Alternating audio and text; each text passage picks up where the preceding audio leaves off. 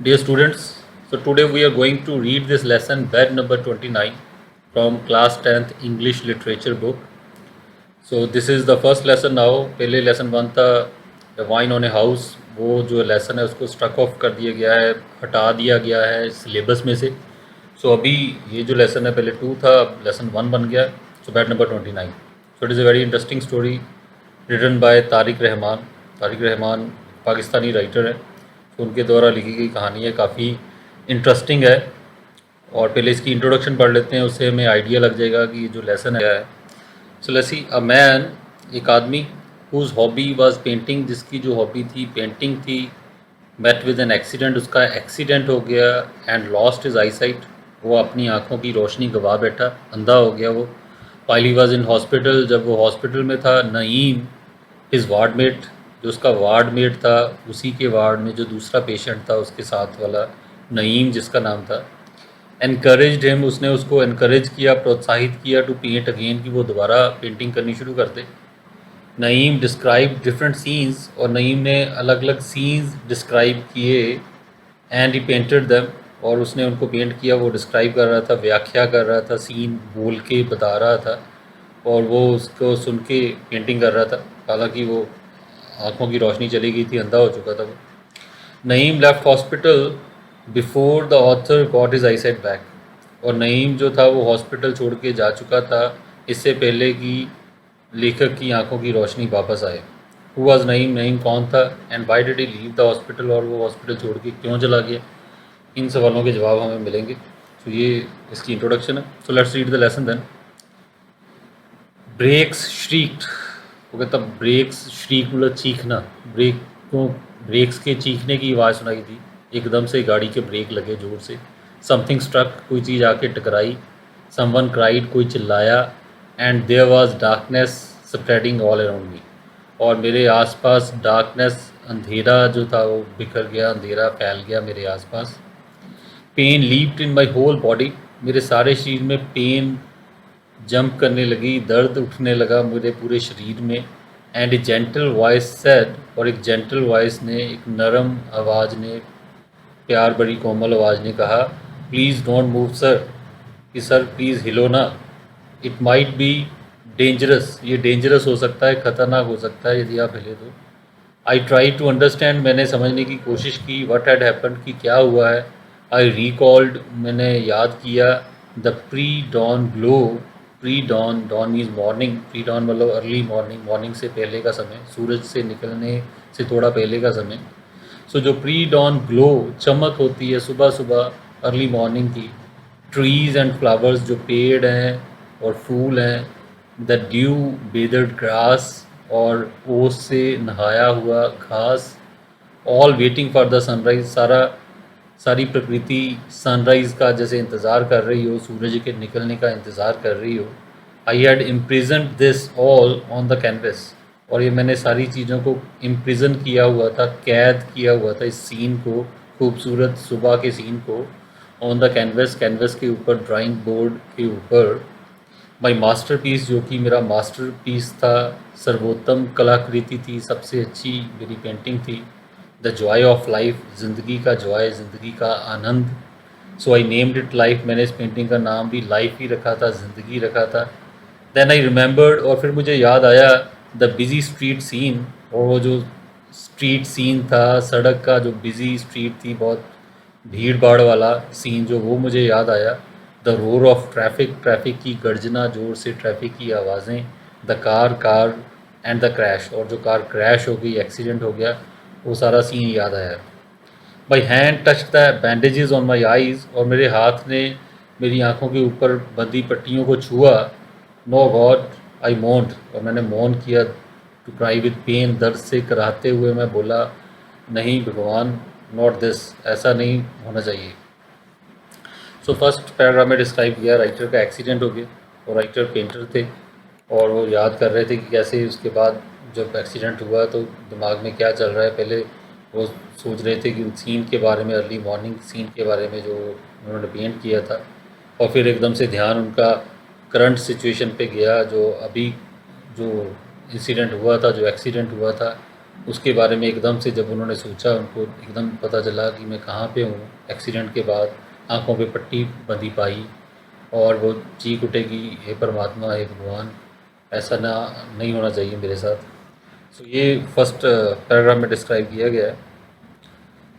My life was a nightmare of sounds, feelings, smells, tests and dreadful depression. और मेरी जो life थी वो नाइटमेयर थी, जैसे बुरा सपना हो। ऑफ साउंड्स, बुरे सपने में अलग अलग तरह की साउंड्स, आवाज़ें, फीलिंग्स, भावनाएं, स्मेल्स, सुगंधें, टेस्ट एंड ड्रेडफुल डिप्रेशन। और ड्रेडफुल भयानक, डिप्रेशन, निराशा।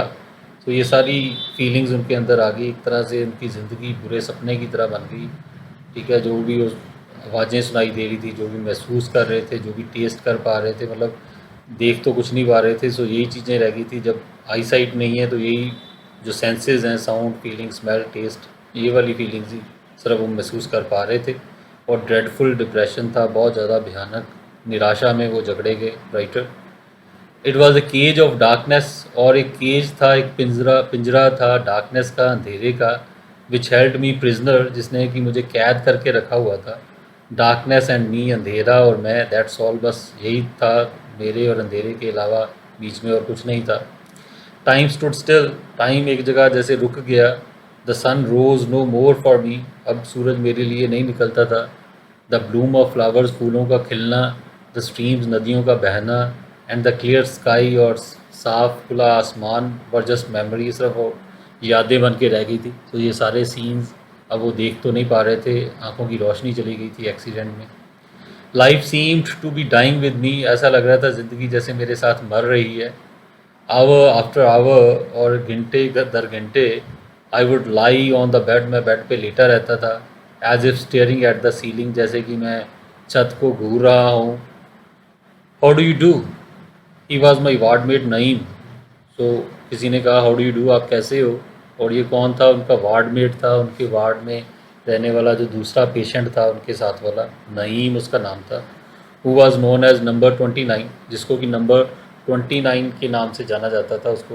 उसका नाम नईम की बजाय नंबर 29 कहा जाता था उसको। That being the number of his bed, क्योंकि ये उनके बेड का नंबर था नईम के। अ सॉफ्ट स्पोकन, एक सॉफ्ट स्पोकन, कोमल शब्द बोलने वाला, प्यार से बोलने वाला, चेयरफुल मैन, खुश रहने वाला आदमी। हु कंफर्टेड मी, जिसने मुझे कंफर्ट किया, सांत्वना दी, दिलासा दिया। विद मैनी अ स्टोरी, बहुत सारी कहानियाँ सुना के। डाइवर्टिंग माई माइंड, मेरा माइंड डाइवर्ट किया, मेरा ध्यान किसी और तरफ लगाया। From the shocking realities of life, ज़िंदगी की जो भयानक सच्चाइयाँ थी उनसे मेरे मन को थोड़ा कहीं और लगाने की उसने कोशिश की। एक्सेप्ट ही लिम्प्ड, और कि सिवाय इस बात के कि वो लिम्प करता था, लंगड़ा के चलता था। And was on bed number 29, और बेड नंबर 29 पे वो रहता था, वो उसका बेड था। I hardly new anything about him, इसके अलावा मुझे कुछ भी उसके बारे में पता नहीं था, कुछ भी मैं जानता नहीं था। यही दो बातें पता था, ये जो नईम है, एक तो इसका बेड नंबर 29 है और थोड़ा ये लंगड़ा के चलता है। ही वंडरफुली डिस्क्राइब्ड, और उसने बड़ा खूबसूरती से डिस्क्राइब किया, बड़े शानदार तरीके से व्याख्या की।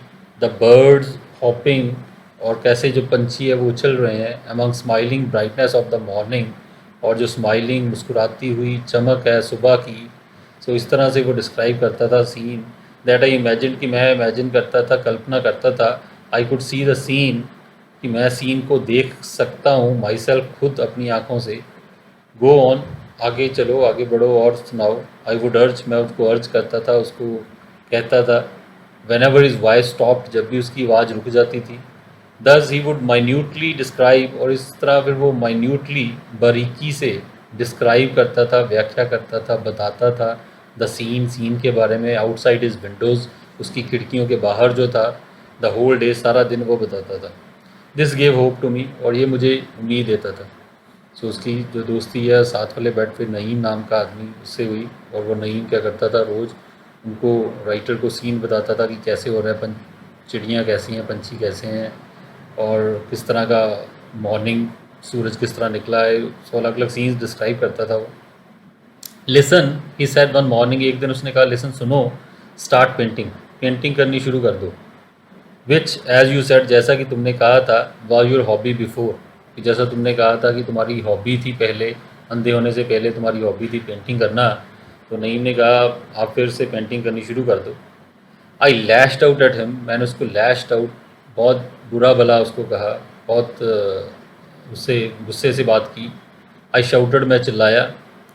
गेटिंग हिस्टीरिकल, जैसे हिस्टीरिकल हो गया, जैसे पागल हो गया, जैसे दौरा पड़ गया, इस तरह से गुस्से से उससे बात की। That he had no right to joke about my art, कि उसको कोई हक नहीं बनता मजाक करने का मेरी कला के बारे में। ही लिम्प्ड अवे टू हिज बेड, और वो लंगड़ाते हुए अपने बेड की ओर चला गया। सो लेखक को उसका आइडिया अच्छा नहीं लगा जब नईम ने उसको कहा कि आप पेंटिंग करनी दोबारा शुरू कर दो जैसा कि आपका शौक़ है। तो उसे लगा कि नईम उसका मजाक उड़ा रहा है, तो उसने उसको काफ़ी बुरा भला कहा। डेज पास्ट, दिन गुजरते गए। देन वन डे, फिर एक दिन, आई आस्क्ड हिम, मैंने उससे पूछा if he had been moved by anything, कि कोई किसी चीज़ से वो मूव्ड हुआ हो, बड़ा इमोशनल हुआ हो, कोई बड़ी चीज़ मन को छुई हुई हो उसके, कोई ऐसी बात हो। यस ही बिगेन स्लोली, उसने धीरे धीरे बात शुरू की। उसने कहा हाँ, वेल मैनी थिंग्स, हाँ बहुत सारी चीज़ें। ही सडनली ब्राइटन, अचानक वो ब्राइटन हो गया, अचानक खिल गया। यस, उसने कहा हाँ। Once I walk by farmhouse, एक बार मैं एक फार्म हाउस के पास से मैं गुजरा रहा था।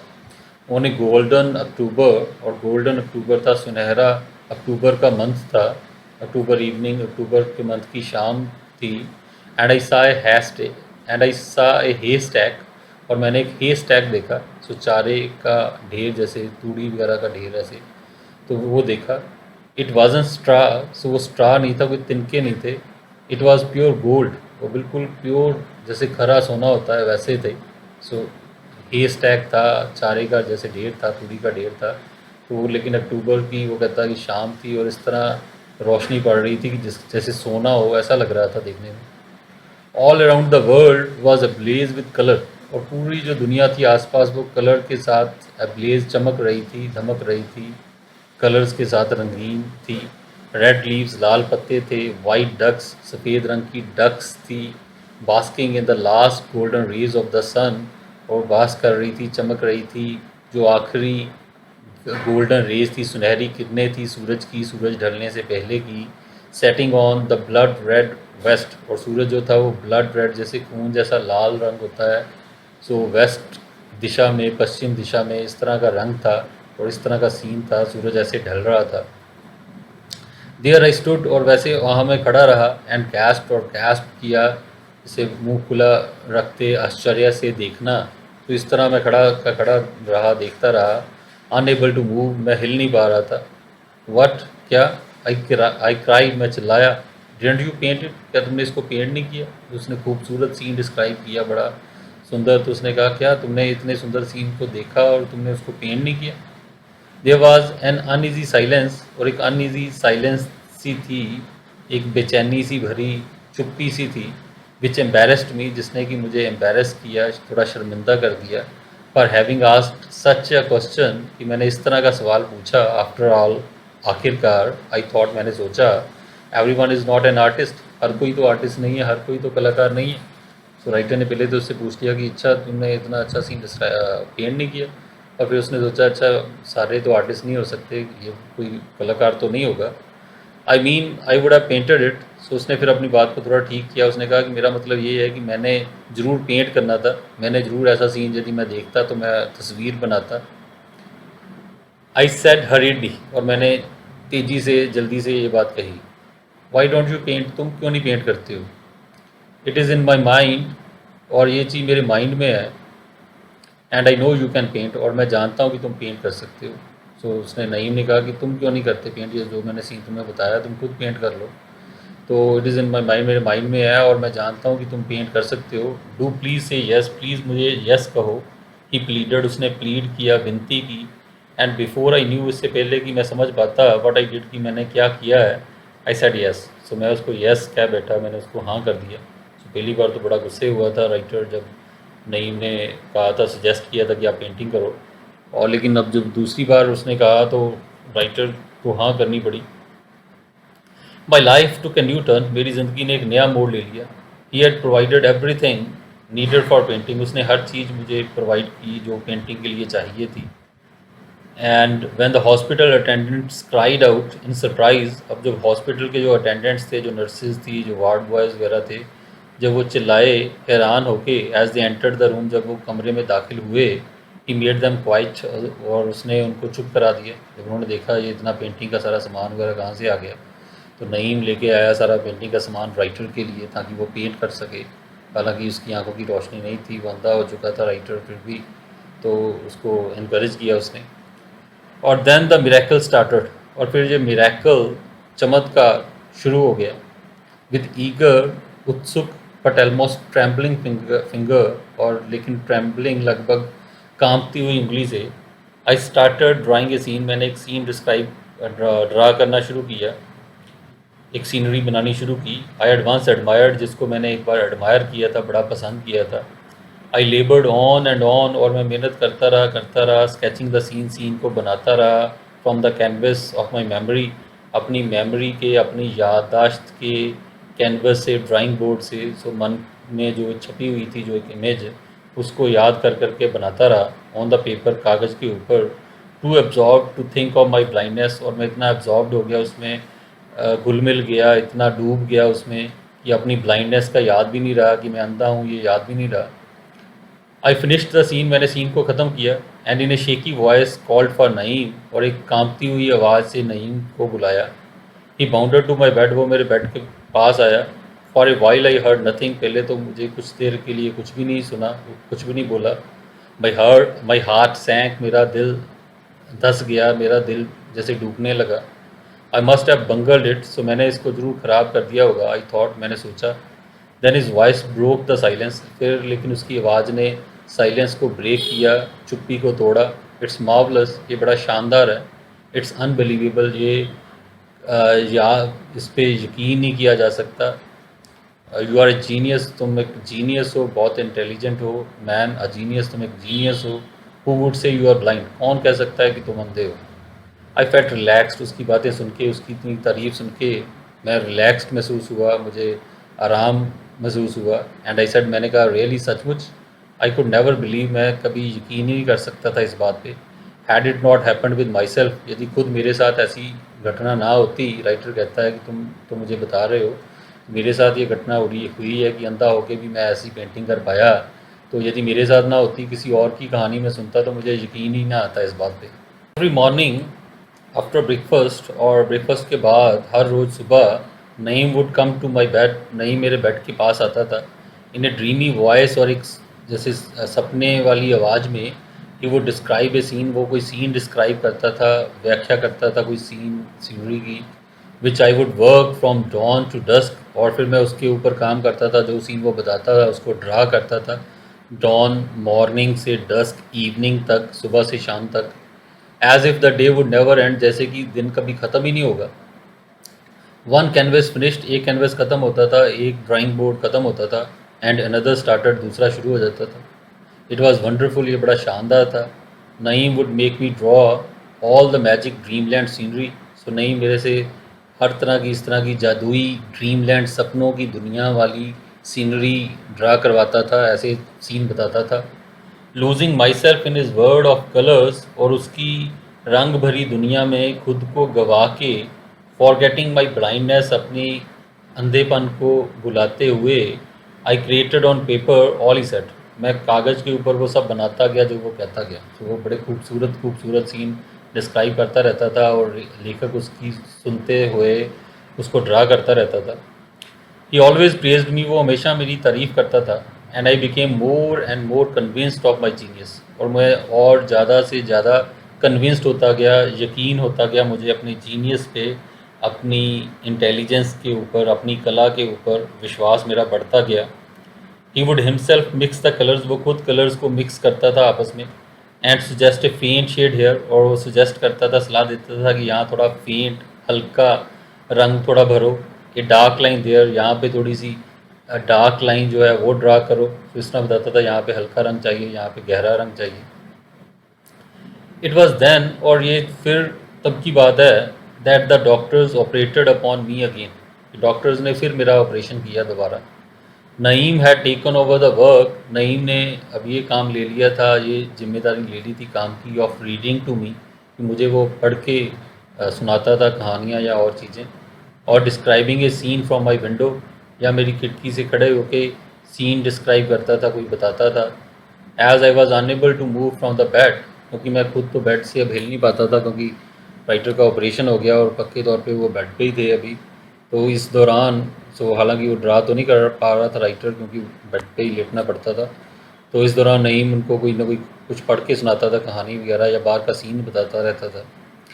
एज डेज पास्ड, और जैसे दिन गुजरते गए, माई एंगजाइटी इंक्रीज्ड, मेरी एंगजाइटी बेचैनी बढ़ती गई। पार्टली थोड़ा सा इसलिए बिकॉज क्योंकि I wanted to see the world of colours, कि मैं रंगों की दुनिया देखना चाहता था विद माई ओन आइज़, अपनी खुद की आँखों से। बट मोस्टली, लेकिन ज़्यादा इसलिए, because I had spent my last rupee on this very operation, कि मैंने अपना आखिरी रुपया भी जो मेरे पास था, आखिरी पैसा भी था, वो सारा का सारा पैसा इस ऑपरेशन पे खर्च कर दिया था। तो जो भी पैसा था राइटर के पास, वो सारा ऑपरेशन कराने पे लग गया था। And in case of failure, और यदि ये फेलियर हो जाता है, ये सफल नहीं होता, असफलता की हालत में, I would have to lead the rest life, और मुझे जो रेस्ट लाइफ है, बेचारगी बड़ी ज़िंदगी है, मुझे वो बितानी पड़ेगी, ऑफ डार्कनेस एंड मिजरी, जो कि डार्कनेस अंधेरे वाली और मिजरी वाली, बेचारगी वाली, परेशानी वाली, तकलीफ़ वाली बड़ी ज़िंदगी जो है वो बितानी पड़ेगी। सो राइटर इस चीज़ को लेकर परेशान थे, यदि कि सब सक्सेसफुल नहीं हुआ जो ऑपरेशन है, तो सारे पैसे उस पर खर्च हो गए थे। तो कहते उसके बाद मैं तो बिल्कुल बर्बाद हो जाऊंगा यदि मेरा ऑपरेशन सही ठीक तरह नहीं हुआ, तो मैं आँखें ठीक नहीं हुई तो। I went to the doctor's room, मैं डॉक्टर के कमरे में गया विद द नर्स के साथ। वैन नईम केम, जब नईम आया, एंड सेड, उसने कहा, इट्स अ ब्यूटीफुल डे, ये बड़ा खूबसूरत दिन है। आई होप यू सी इट सून, और मैं उम्मीद करता हूँ तुम जल्दी इसको देख पाओगे। आई ट्राई टू आंसर, मैंने उत्तर देने का कोशिश की, but there was a lump in my throat, लेकिन मेरे थ्रोट में, गले में जैसे कोई लम्प, कोई चीज़ फंसी हो गले में, ऐसा महसूस हो रहा था। मतलब बहुत घबराया हुआ था राइटर, वो बोल भी नहीं पा रहे थे। I smelt the smell of the operation theatre, और मैंने जो स्मेल होती है ऑपरेशन थिएटर की, जिस तरह की हॉस्पिटल्स में स्मेल आती है ऑपरेशन थिएटर्स में, तो उसको सूंघा, उसको महसूस किया। I felt gloved hand touching me gently, और मैंने महसूस किया कि ग्लव्स डाले हुए, दस्ताने डाले हुए हाथ जो डॉक्टर के हैं, मुझे प्यार से टच कर रहे हैं, आराम से, कोमलता से। माई बैंडेज वॉज बींग अनवूंड, और मेरी जो बैंडेज है, आँखों पे पट्टी है, उसको उतारा जा रहा था। द क्लॉक टिक्ड, घड़ी की सुई टिक टिक कर रही थी। एंड ए वॉइस सेड, एक आवाज़ कह रही थी, ओपन योर आइज़। तो आवाज़ ने कहा, ओपन योर आइज़, अपनी आँखें खोलो। And I open my eyes, और मैंने अपनी आँखें खोली। There was the same unending darkness, लेकिन सेम वही अनएंडिंग, ना ख़त्म होने वाली डार्कनेस, अंधेरा था। सो कहने का मतलब कि जब पट्टी खुली तो तब भी अंधेरा ही था, यानी कि जो ऑपरेशन है, जो उसका दूसरा ऑपरेशन हुआ, वो सक्सेसफुल नहीं हुआ, सफल नहीं हो पाया राइटर का। I was back in my room, मैं अपने कमरे में वापस आ गया, हेल्प बाय द नर्स द्वारा मदद किए जाने पे। So there was my life, so फिर वही मेरी ज़िंदगी थी, फुल ऑफ डार्कनेस, अंधेरे वाली ज़िंदगी, अंधेरे से भरी हुई। आई बरीड माई हैड, मैंने अपना सिर बरी कर लिया, दबा लिया, इन द पिल्लो में, तकिए में। Naeem was on my side, Naeem मेरे पास बैठा था, कंसोलिंग में, मुझे हमदर्दी दे रहा था, सांत्वना दे रहा था।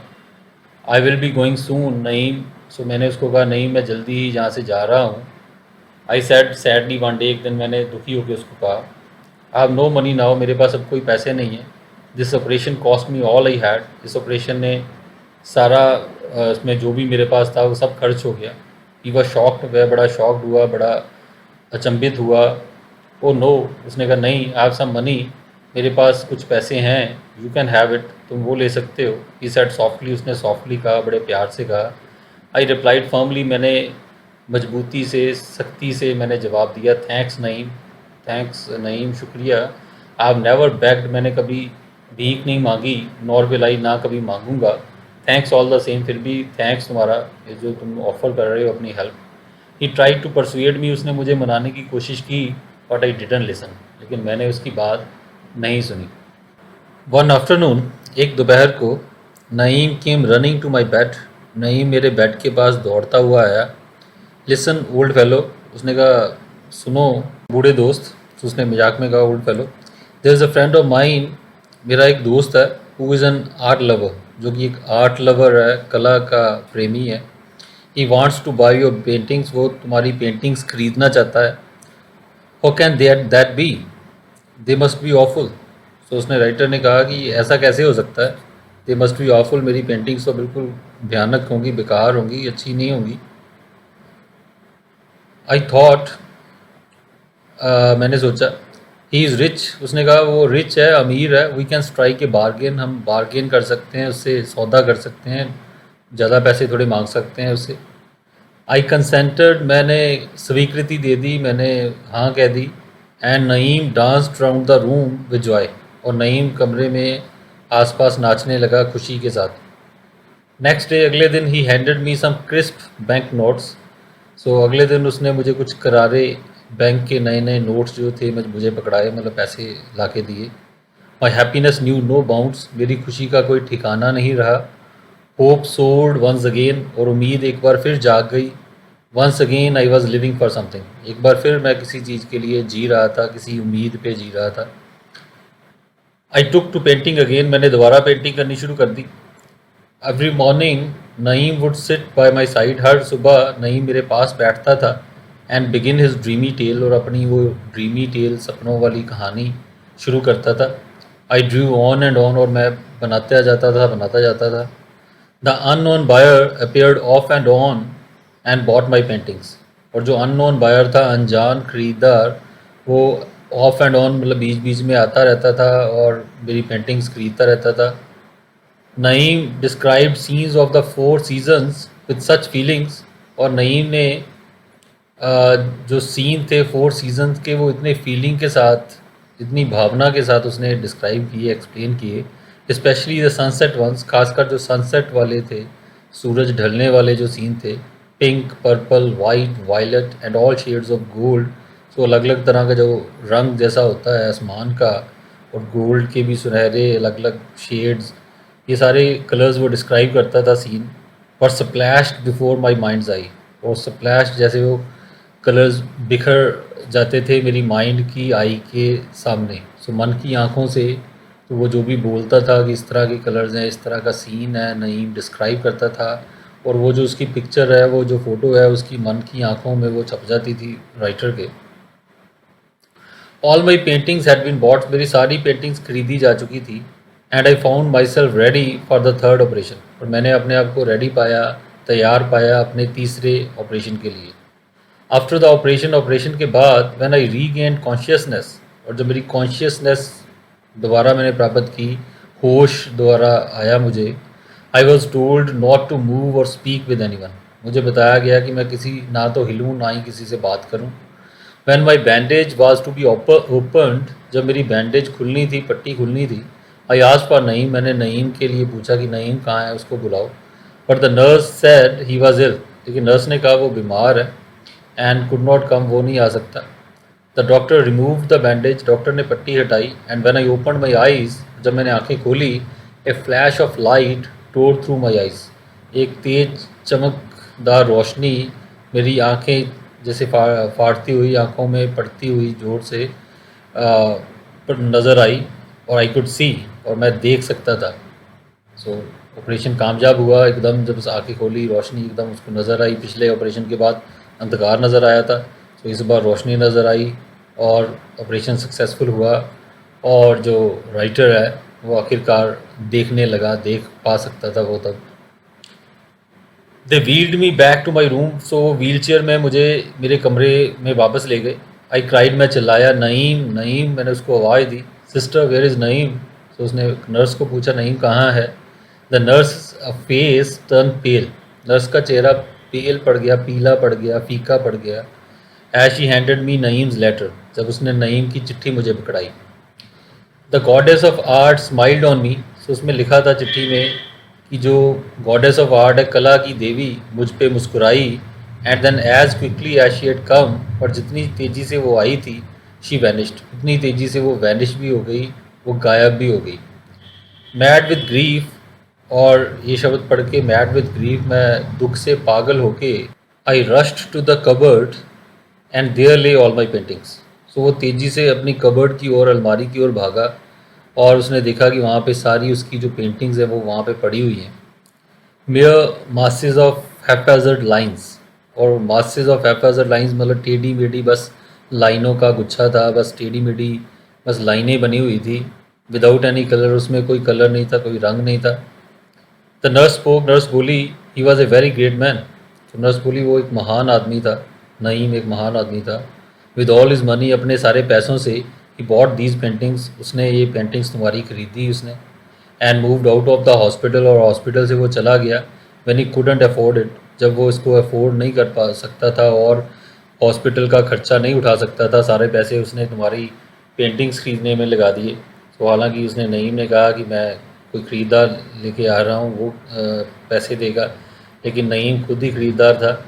और जो पेंटिंग्स थी वो कुछ भी नहीं थी, जस्ट लेखक को लग रहा था, हालांकि उसकी वो तारीफ़ करता था नईम की, बहुत सुंदर पेंटिंग्स हैं, लेकिन सच्चाई यही थी कि वो सिर्फ आड़ी तिरछी सिर्फ लाइंस ही बनी होती थी, उसमें पेंटिंग कुछ नहीं थी। तो नईम ने इतना बड़ा उसने बलिदान किया, उसने उसको कहा कि बड़ी अच्छी पेंटिंग्स है, और खुद ही उस खरीद भी ली ताकि जो राइटर है उसको पैसे मिल सकें, वो अपना ऑपरेशन करा सके। और वो कह रहे हैं कि वो हॉस्पिटल से चला गया क्योंकि वो उसका खर्चा नहीं उठा सकता था। He couldn't have his third operation, और वो अपना तीसरा ऑपरेशन नहीं करवा सकता था, उसके पास पैसे नहीं बचे अपना तीसरा ऑपरेशन कराने के लिए। व्हाट, आई क्राइड, मैं चिल्लाया, ऑपरेशन, विच ऑपरेशन। तो उसने कहा ऑपरेशन, कौन सा ऑपरेशन, कौन सा ऑपरेशन नहीं करा पाया वो। वाई, क्यों। हिज आइज, ऑफकोर्स, उसने कहा ऑफकोर्स उसकी आंखों का। ही वॉज ब्लाइंड, वो अंधा था। शी सेड, उसने कहा, I was unable to move for some time, मैं हिल नहीं पाया कुछ समय के लिए वहाँ से। टीयर्स ब्लाइंडेड माई आइज़, आंसुओं ने मेरी आंखों को अंधा कर दिया कुछ देर के लिए। सो वही बता रहे हैं कि जो नईम था वो खुद ब्लाइंड था, और नईम ने इतना बड़ा बलिदान दिया उसने, और वो अपने खुद के ऑपरेशन के लिए पैसे ना रख के उसने राइटर की मदद की, राइटर को ऑपरेशन करवाने दिया, और खुद अपना ऑपरेशन करवाया ही नहीं उसने अपनी आँखों का। अंडर हिज पिलो वर 4 पेंटिंग्स, और उसके पिल्लो के नीचे 4 पेंटिंग्स थी। He had painted of the 4 seasons, जो कि उसने 4 सीजन्स के 4 जो मौसम है, समर, विंटर, ऑटम और स्प्रिंग, सो सीजन्स की पेंटिंग्स उसने खुद बनाई थी। बिफोर ही वॉज ब्लाइंड, अंधा होने से पहले।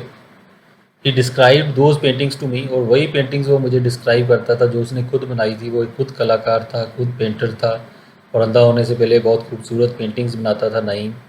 और जो पेंटिंग्स उसने बनाई थी खुद 4 सीजन्स की, सो वो लेखक को मिली उसके पिल्लों के नीचे, और वही पेंटिंग्स वो बोल के सीन डिस्क्राइब करता था। And try to paint them on my canvas, और वही पेंटिंग्स वो मुझसे पेंट करवाना चाहता था मेरे कैनवस पे, मेरे ड्राइंग बोर्ड पे। टीयर्स ब्लाइंडेड माई आइज़, और आंसुओं ने मेरी आंखों को अंधा कर दिया। As I had held his paintings in my hand, so जब मैंने उसकी पेंटिंग्स को अपने हाथों में पकड़ा। तो काफ़ी टचिंग स्टोरी है। सो बताया कैसे नईम, जो कि खुद बड़ा अच्छा पेंटर था, और किसी एक्सीडेंट की वजह से या किसी कारण से वो खुद ब्लाइंड हो गया, और जो राइटर था वो भी पेंटर था, उसको भी पेंटिंग उसकी हॉबी थी, और उसका भी सेम ही सिचुएशन थी, वो भी ब्लाइंड हो गया। लेकिन नईम ने राइटर के साथ अपनी दोस्ती में को निभाया, इतना बड़ा बलिदान दिया, इतना बड़ा त्याग दिया कि राइटर को पैसे कह दिया कि वो अच्छी पेंटिंग बना रहा है, और उसको ख़रीद लिया खुद अपने पैसों से, और अपना खुद का ऑपरेशन वो नहीं करवा पाया, हालांकि राइटर का उसने ऑपरेशन होने दिया। सो काफ़ी इंटरेस्टिंग, काफ़ी टचिंग स्टोरी है। तो इसमें बहुत गहरे इमोशंस जो हैं वो हमें नज़र आते हैं। So I hope you have understood the whole lesson, and we'll do the questions in the next video. Okay, thank you.